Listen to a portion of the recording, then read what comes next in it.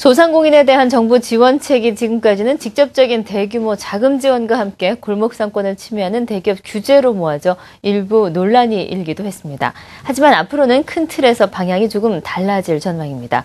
유은길 기자입니다.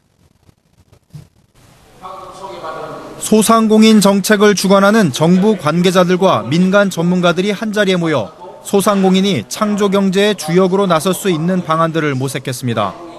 주제 발표에 나선 김종훈 한남대 교수는 소상공인은 작은 조직으로 신속성과 전문성, 저비용 등을 바탕으로 유연한 혁신이 가능해 기업형 창업을 하거나 융합을 통해 새로운 직업군을 만들 수 있다면서 소상공인 창업 지원체계 구축이 필요하다고 제안했습니다. 이를 위해서는 불필요한 규제 완화와 사업 활성화 인프라 구축이 관건이라고 말했습니다.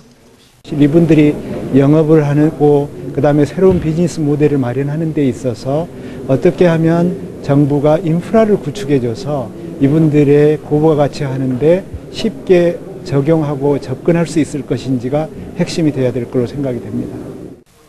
다른 전문가 역시 이제는 전반적인 인프라 혁신으로 저비용 고효율의 소상공인 자생력 확보 방안에 힘써야 한다고 주장했습니다.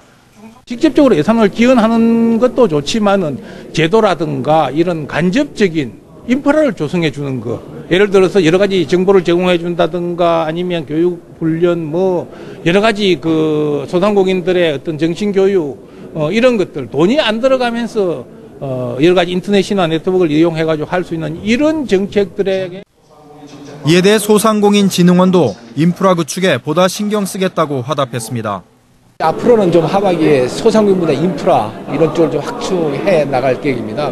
예를 들면 소상공인들이 이제 정보 같은 것이 비대칭이잖아요. 그래서 정보의 비대칭 이런 문제를 해소하기 위해서 상권 정보 시스템을 저희들이 갖고 있는데 상권 정보 시스템을 보다 이제 고도화도 해나가고 정확도를 높여 나갈 계획입니다.